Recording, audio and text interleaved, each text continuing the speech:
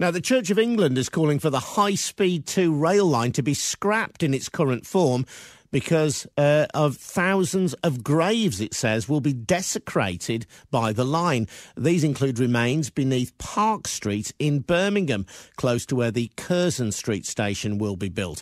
Let's get a word with Penny Gaines from the campaign group Stop HS2. Penny, good morning. Good morning. So support for your cause from the Church of England today. Yeah, it shows just the sheer number of different organisations and individuals that are affected by HS2. So you've got the Church of England itself who are objecting on the basis of graves. You've got a lot of smaller churches who are objecting because of the effects on their own constituencies and their own congregations. And then when you look at the different people who are affected, you go down to London, there are people in social housing who will be made homeless by HS2. So there's a huge range of people, right?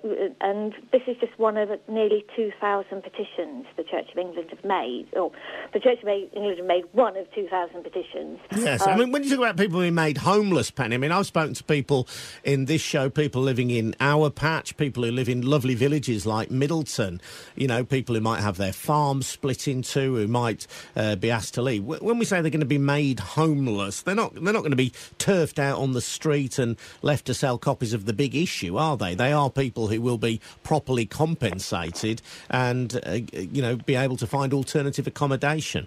Well, there's two sides of the issue there. There's people who are trying desperately to sell their houses and can't because of HS2. But there's also other people who are currently living in social housing, and this admittedly is in London, so it's sort of just a bit further away from some of your listeners. They're living in social housing. That's all going to get knocked down for HS2, and HS2 and the government have got no plans as to how they're going to replace the homes for those people. So it's one of these things where it's right from people who live in pretty little villages to people who live in city centres to people who aren't actually alive any longer.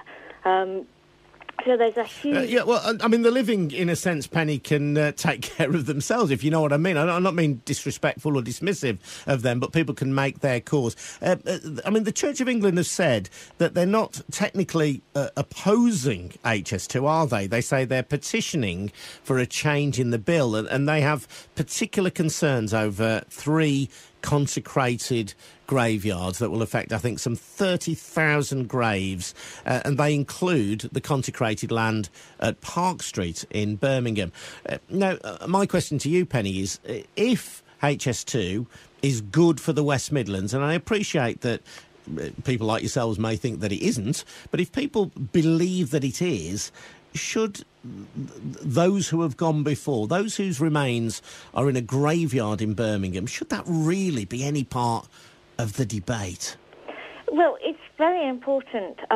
There's normally some extremely strict rules about digging up bodies who've been buried under the Church of England rules and regulations, and normally they'd be done with sort of real care and really being respectful of those bodies.